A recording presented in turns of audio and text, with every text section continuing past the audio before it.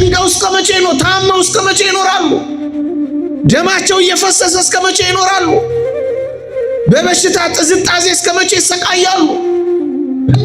ምህረቱ ካላስተማረ ቁጣው ያስተምርሃል።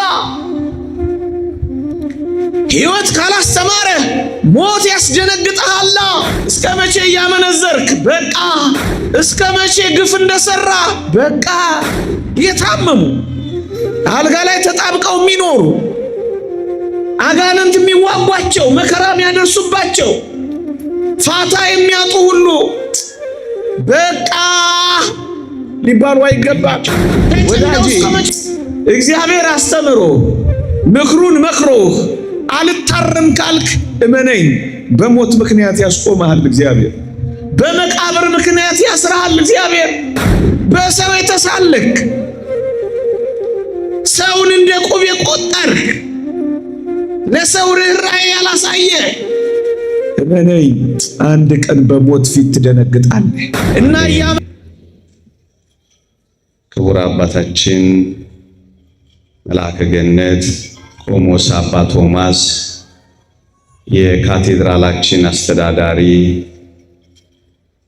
ክቡራን የሀገረ ስብከቱ የመምሪያ ክፍል ኃላፊዎች፣ የተወደድክ ወንድማችን ዘማሪ ተመስገን ይባቤ፣ የሰንበት ትምህርት ቤት ደቀ መዛሙርት፣ እጅግ የተወደዳችሁ ምዕመናንና ምዕመናት በልዑል እግዚአብሔር ስም እንደምን ሰነበታችሁ?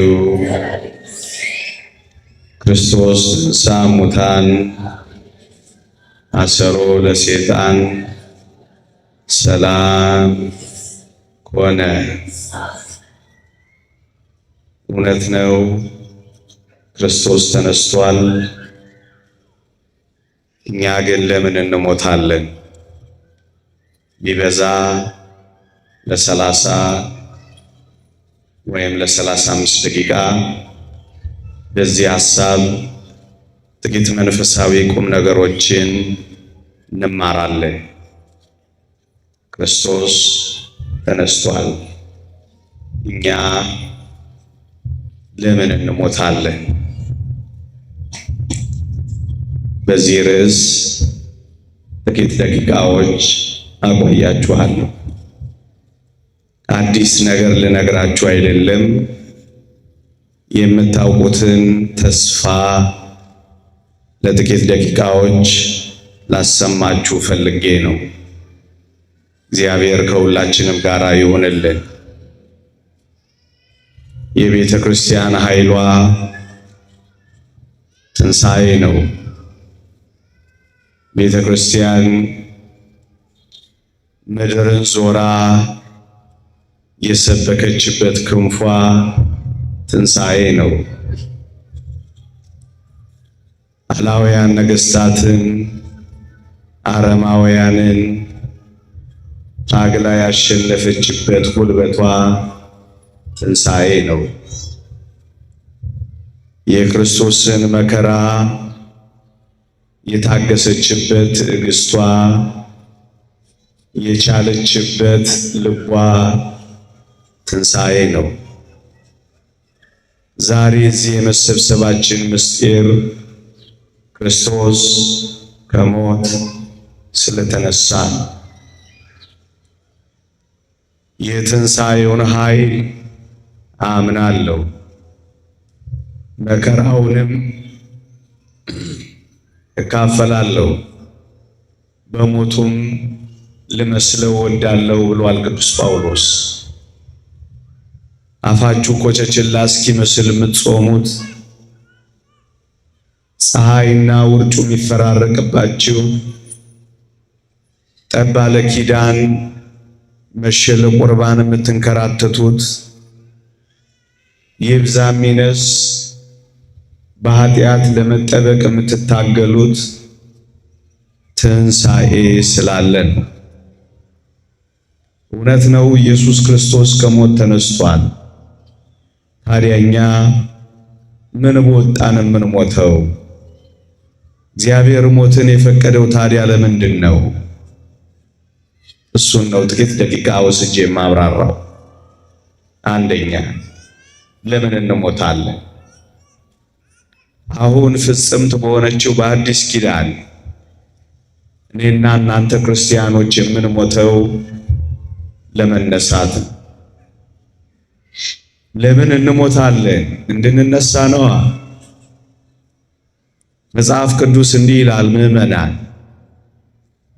በአንደኛ ቆሮንቶስ መልእክት ምዕራፍ 15 ቁጥር 38 ላይ ካልሞትክ ሕያው አትሆንም ይላል። እግዚአብሔር ለምን እንድንሞት እንደፈቀደ ታውቃላችሁ? ሕያው እንድንሆን ፈልጎን። ካልሞትን ስለማንነሳን በሞት ምክንያት ተነስተን ለዘላለም ከክርስቶስ ጋር የምንኖረው ስንሞት ብቻ ነው። ለምን እንሞታለን? እንድንነሳ ነዋ። ለምን እንሞታለን? ሕያው እንድንሆን ነዋ። መጽሐፍ ቅዱስ የሚለን እሱን ነው። ካልሞትክ አትነሳም ወዳጄ። መነሳት የምትፈልግ ከሆነ መሞትህን ማመንና መቀበል አለብህ። ቅዱስ ጳውሎስ አንተ ሰነፍ የቆሮንቶስ ገበሬ፣ አንተ የምትዘራው ስንዴ ካልፈረሰ ካልበሰበሰ ፍሬ ያፈራል እንዴ ብሏቸዋል።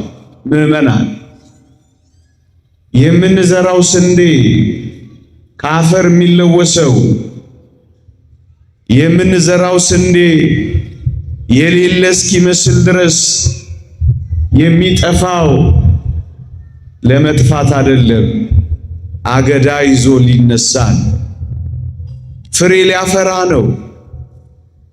ያማረ ዘለላ ይዞ ሊዘናፈል ነው።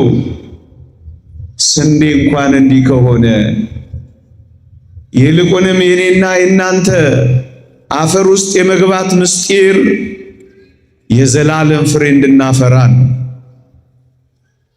ሕይወት አግኝቶ ይወጣል ስንዴው። እኛም ጥቂት ጊዜ አፈር ውስጥ የምንገባው ሕይወት ይዘን እንነሳን።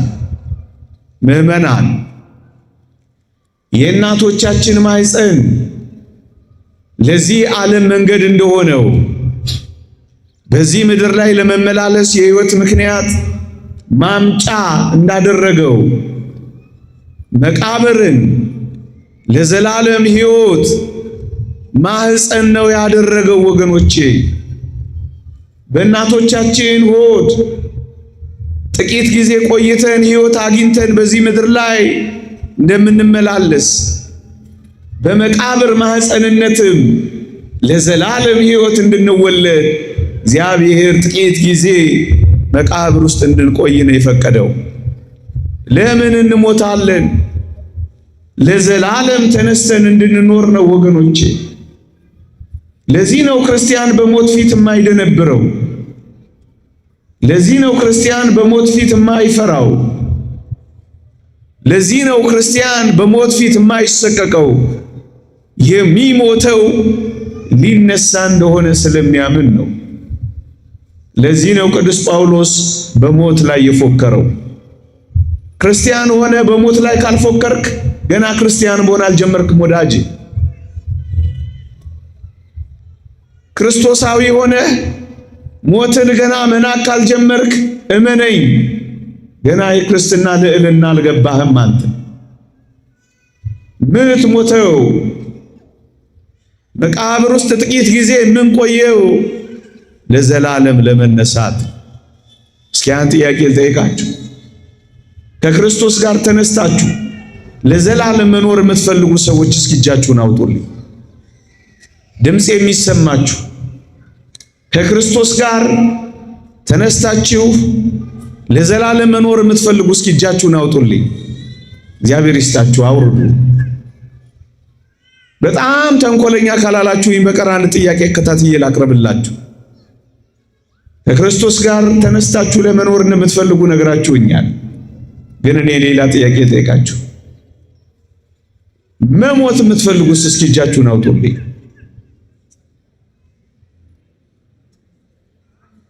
ምን በወጣችሁ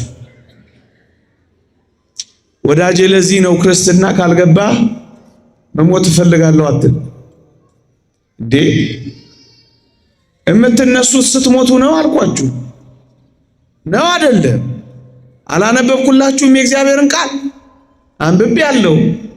እና ታዲያ በምን ልትነሱ ነው ካልሞታችሁ? በአውሮፕላን አትነሱም፣ በክሪክ አትነሱም፣ እንደ መኪና በምንጨቃ አትነሱም።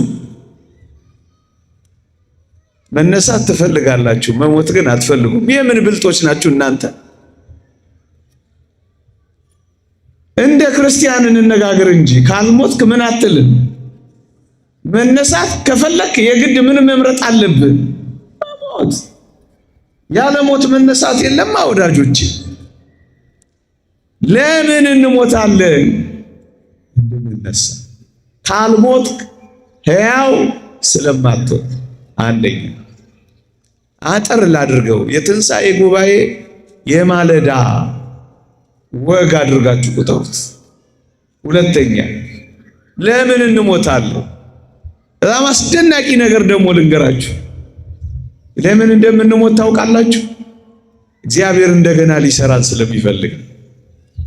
ይኸውላችሁ መጽሐፍ ቅዱስ እንዲህ ይላል፣ በውርደት እንዘራለን፣ በክብር እንነሳለን። በመበስበስ እንዘራለን፣ ባለመበስበስ እንነሳለን። በድካም እንዘራለን፣ በኃይል እንነሳለን ይላል። ለምንድን ነው እንደተዋረድን ሆነን በሳጥን የምንቀበረው ካላችሁ ሆይ እንድንከብር ሆነን እንድንወጣ እግዚአብሔር ስለሚፈልግ ነው። ይሄ የተዋረደው ስጋችን የክርስቶስን ስጋ እንዲመስል ራሱ ይለውጠዋል ይላል። እንዴት ይደንቃል! ይሄ የሚፈርሰው ይሄ የሚበሰብሰው የሚፈርሰውንና የማይበሰብሰውን መውረስ ስለማይችል የማይፈርስ የማይበሰብስ አድርጎ ለዘላለም ሕይወት የሚያበቃው መቃብር ውስጥ የገባን እንደሆነ ብቻ እና ለምን እንሞታለን? እግዚአብሔር ይሄንን የተዋረደውን ስጋችንን የከበረ ስጋ አድርጎ ሊለውጠው እንደገና ሊሰራው። ይሄ መንደር ውስጥ ያሉት አልቃሾች እንደሚሉት ሸሸ፣ ተበላሸ እንደሚሉት እንዳይመስል አንተ ክርስቲያን። በጣም ውብ፣ በጣም እያብለጨለጭ የጌታችንን መልክ እንድናሳይ አድርጎ ሊያወጣን ነው ጥቂት ጊዜ መቃብር ውስጥ የምንቆየው። መጽሐፍ ቅዱስ የክርስቶስን መልክ እያብለጨለጭን እናሳያለን ይላል። እስኪ ጥያቄ ልጠይቃችሁ፣ በተለይ ሴቶች። አንዲት ሸክላ ሰሪ፣ አንዲት የገል ባለሙያ ሸክላዋ ሲሸረፍ ወይም ደግሞ ሸክላዋ ሲሰነጠቅ ትለስነዋለች፣ ትጠግነዋለች አይደል? ምን አዋላችሁኝ? አታፍሩም? ደግሞ ምን ታደርገዋለች? ወንዶች ንገሩኝ። በሞቴ አፍርሳ ነው የምትሰራው። ንገሯቸው። ስትጠግነው ስትለስነው አይደለም የምትኖረው። ምንድነው የምታደርገው? አፍርሳ ነው የምትሰራው።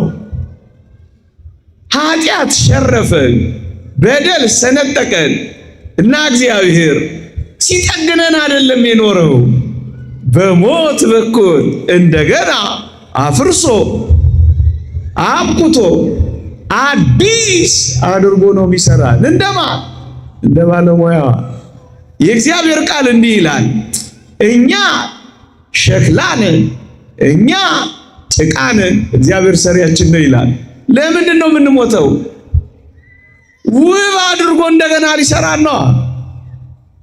የሸክላዋ ባለሙያ ያንን የተሸረፈ ሸክላዋን አብኩታ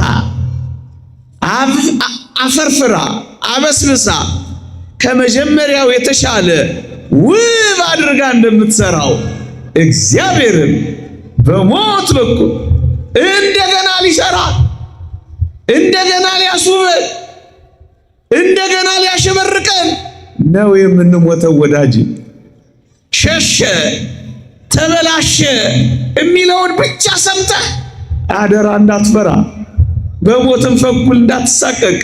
እንደውም የእግዚአብሔር ቃል እንዲህ ይላል፣ ልንገርህ፣ ጻድቃን እንደ ከዋክብት ይደምቃሉ ይላል። እንደገና ደምቀን እግዚአብሔር ይሰራናል። ለምን እንሞታለን? እግዚአብሔር እንደገና ሊሰራን። ሁለተኛ፣ ሶስተኛ፣ ለምን እንሞታለን? ሶስተኛ በጣም የሚደንቅ ነገር ደግሞ ልንገራችሁ። ቅዱስ ባስልዮስ ዘቂሳርያ የተባለ አባት እንዲህ ይላል፣ እግዚአብሔር የሰው ልጅ ለዘላለም በኃጢአት እንዳይኖር ለመገደብ ለመከልከል ሞትን ሰጥቷል ይላል።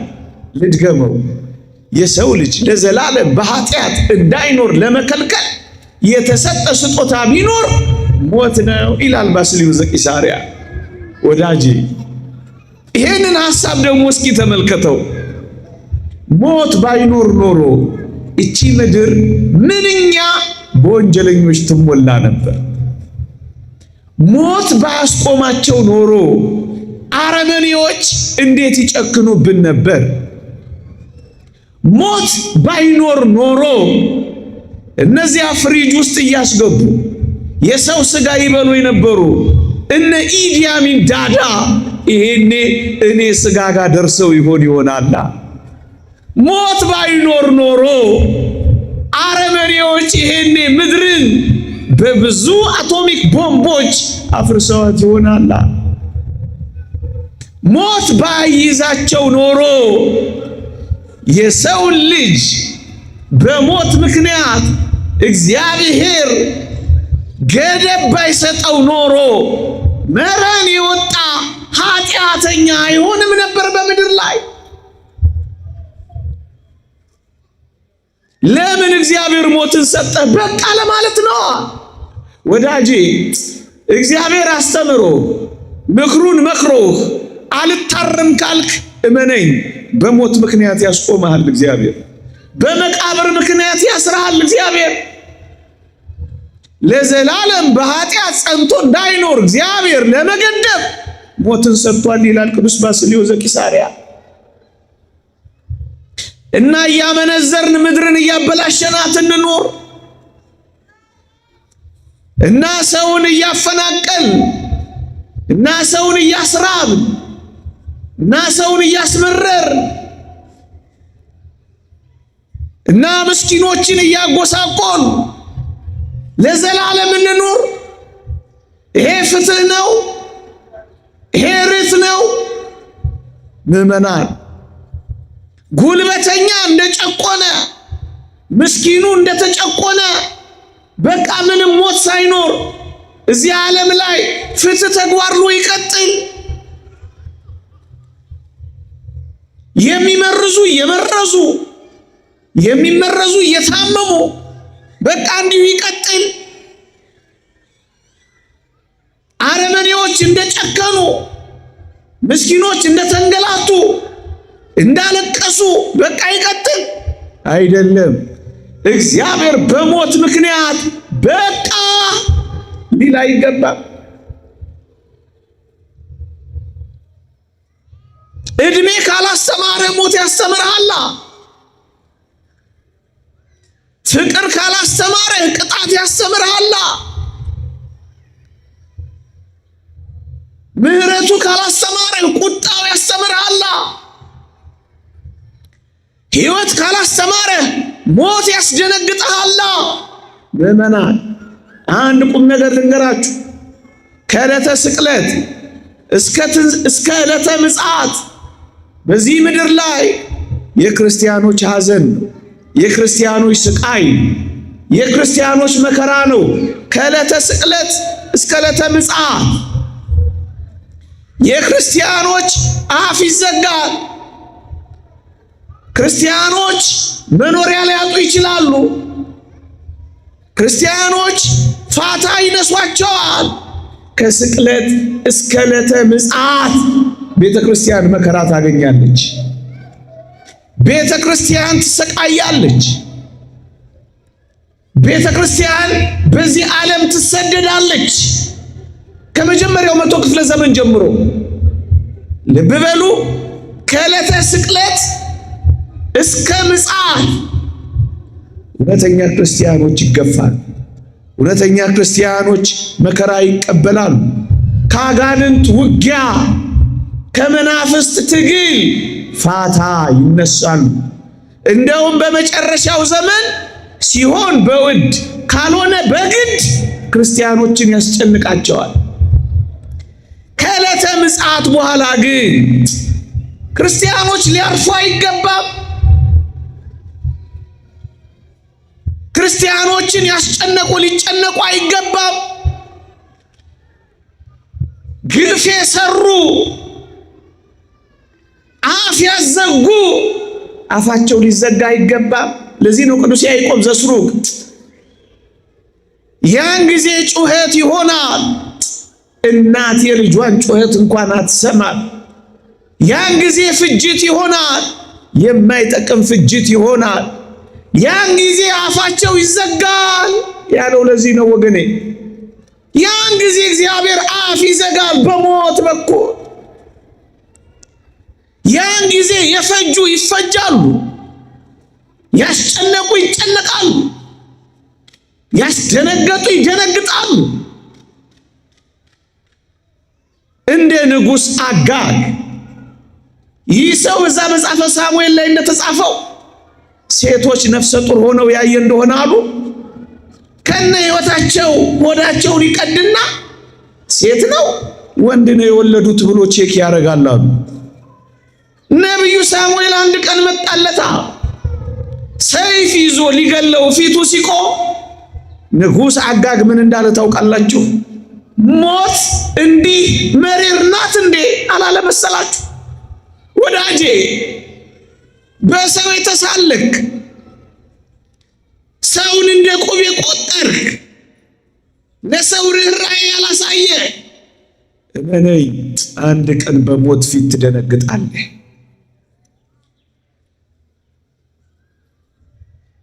ለምን እግዚአብሔር እንድንሞት ፈለገ? በቃ ይላላ። እስከ መቼ እያመነዘርክ በቃ? እስከ መቼ ግፍ እንደሰራ በቃ?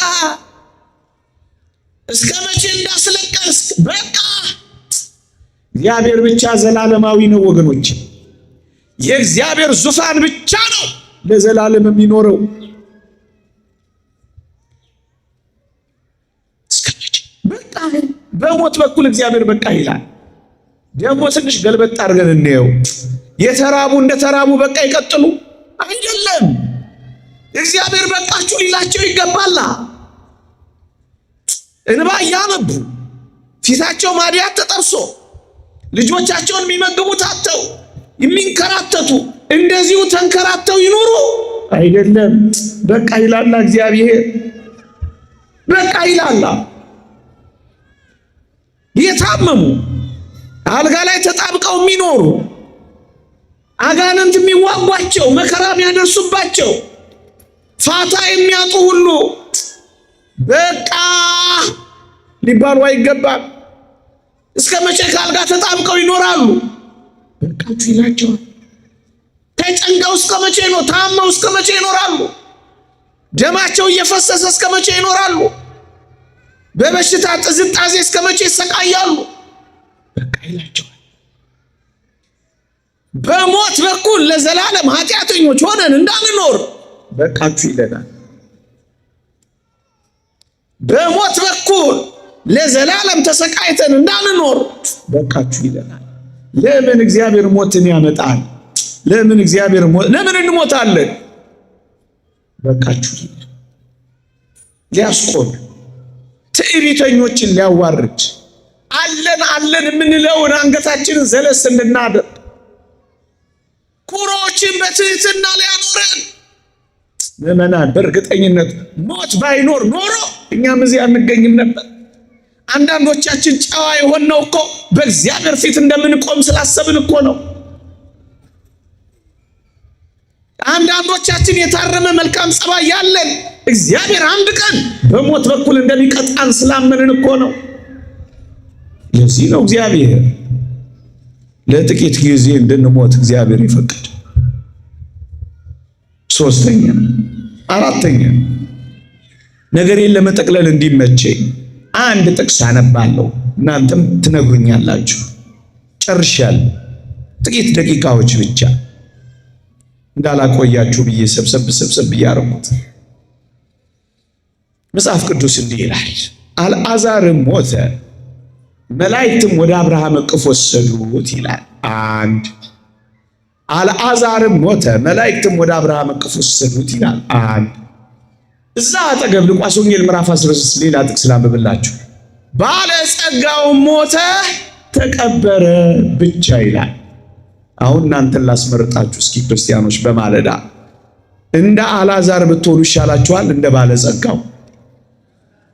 ምን አላችሁ? ጥያቄ ስለምጠይቃችሁ እያሰባችሁበት ንገሩኝ። እንደ አልዓዛር እንደ ባለጸጋው? ምን አላችሁኝ? ጥቅሱን በደንብ ሰምታችሁታል አይደል? እንደ አልዓዛር እንደ ባለጸጋው? እሺ አሁን ማብራሪያ ልቀጥል።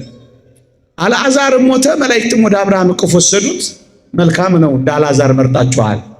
አልዓዛር ግን መላእክት ወደ አብርሃም እቅፍ ከመውሰዳቸው በፊት እኮ ምድር ላይ በጣም ምርጥ ድሃ፣ ደረጃ አንድ ምስኪን ድሃ ነበር፣ የሚበላው እንኳን የሌለ። ሰማችሁኝ? አሁን ጥያቄ ልጠይቃችሁ።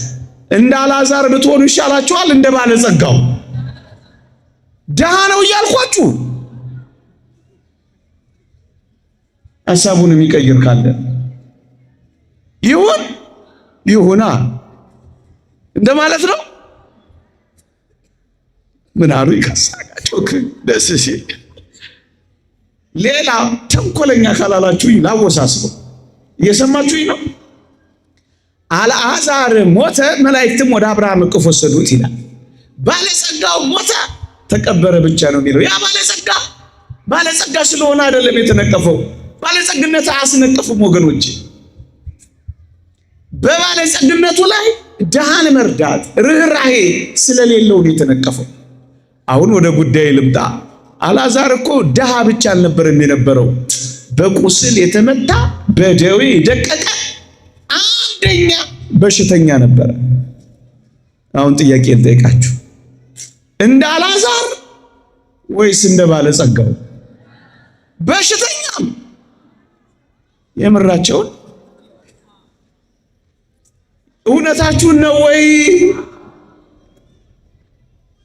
ይሄ በጣም የሚደንቅ ክርስትና ነው።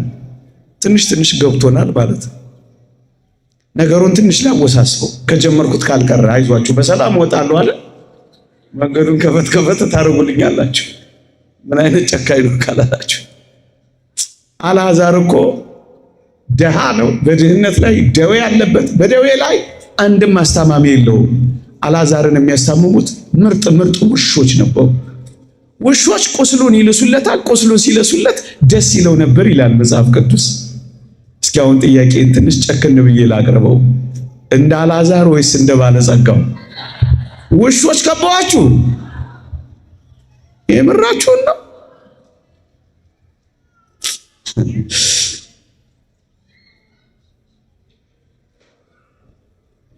ዕለት እየተመቸው የሚኖረው ባለጸጋ አንድ ቀንም አልዓዛርን አይቶት አያውቅ። ከሞቱ በኋላ ግን የተነገረውን ቃል ተመልከቱ። አልዓዛርም ሞተ፣ መላእክትም ወደ አብርሃም እቅፍ ወሰዱት ይላል። ባለጸጋው ግን ዕለት እየተመቸው ነው የኖረው። አንድ ቀንም አልዓዛርን አይቶት አያውቅ። አሁን ግን በሩቁ አልዓዛርን አዩ። ይህ እንዴት ይደንቃል! ይህ ምንኛ ያጽናናል! ወዳጆቼ አንድ ቁም ነገር ቅዱስ ዮሐንስ አፈወርቅ ያስተማረውን እዚህ ጋር ላንሳላችሁ። ከፍጻሜው በፊት ከሞት በፊት ወይም ከዕለተ ምጽአት በፊት ማንንም እድለኛ ማንንም መከረኛ አትበሉ ይላል። እስኪ አሁን ልንገራችሁ ወይም ልጠይቃችሁ፣ ከአልዓዛርና ከባለጸጋው በጣም እድለኛ ማን ነው?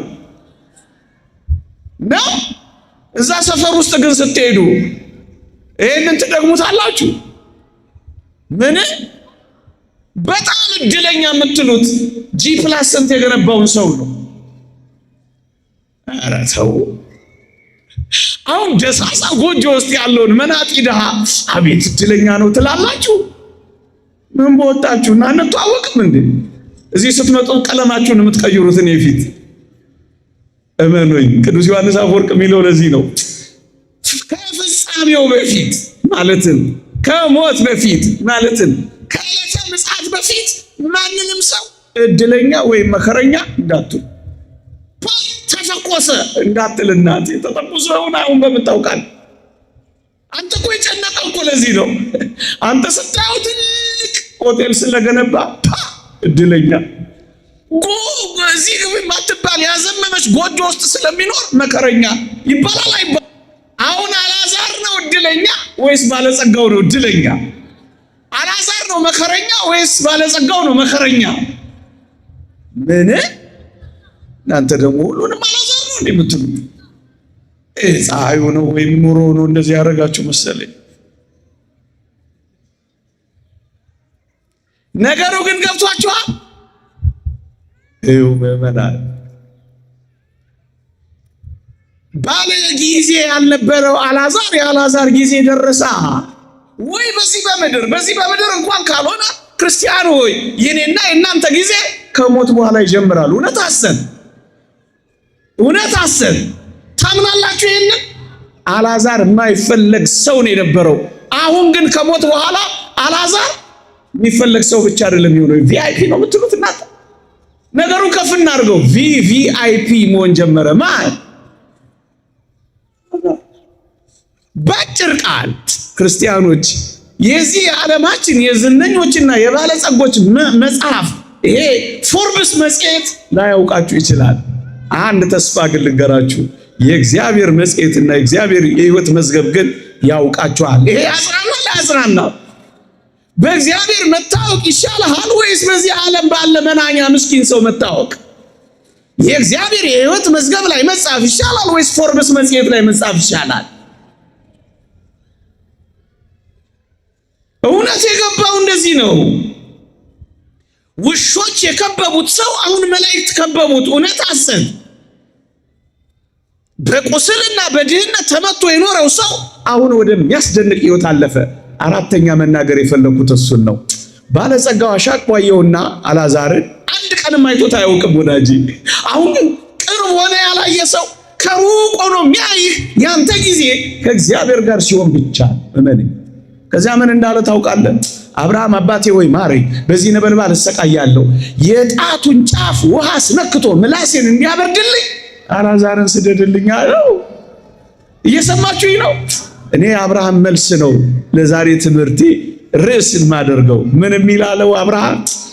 አንተ ልጄ ሆይ በምድር እያለህ ዕለት ዕለት እየተመቸ በደስታ ትኖር ነበር አለው። አልዓዛር ደግሞ በስቃይ ኖሯል ካለው በኋላ አልዓዛር በዚህ ይጽናናል፣ አንተም ትሰቃያለህ አለው። አልዓዛር ምን ይላል? በሞቴ ንገሩኝ። ምን ይላል?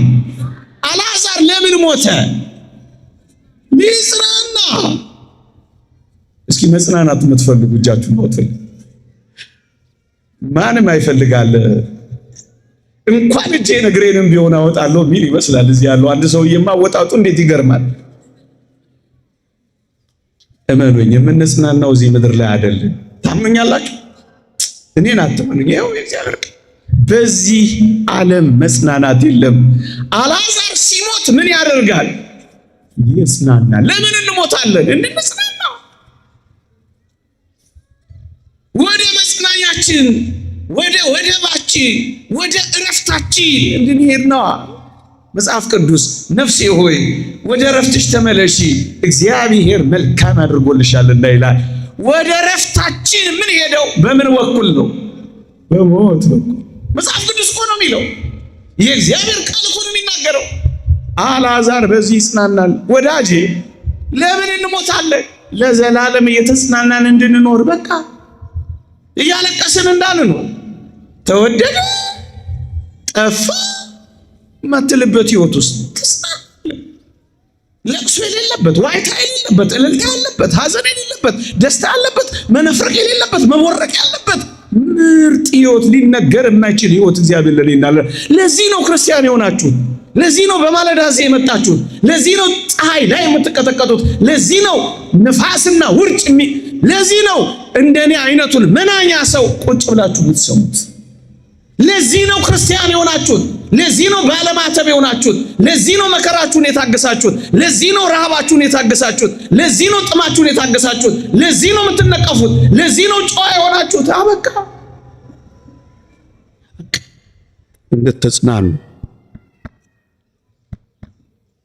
እንድትጽናኑ ለመጽናኛነት በቃ እያለ ነው መሰለኝ። የእግዚአብሔር ቸርነት፣ የእመቤታችን አማላጅነት፣ የቅዱሳን በረከት ረድኤት አይለየን። በዚያ ለመጽናናት ያብቃን።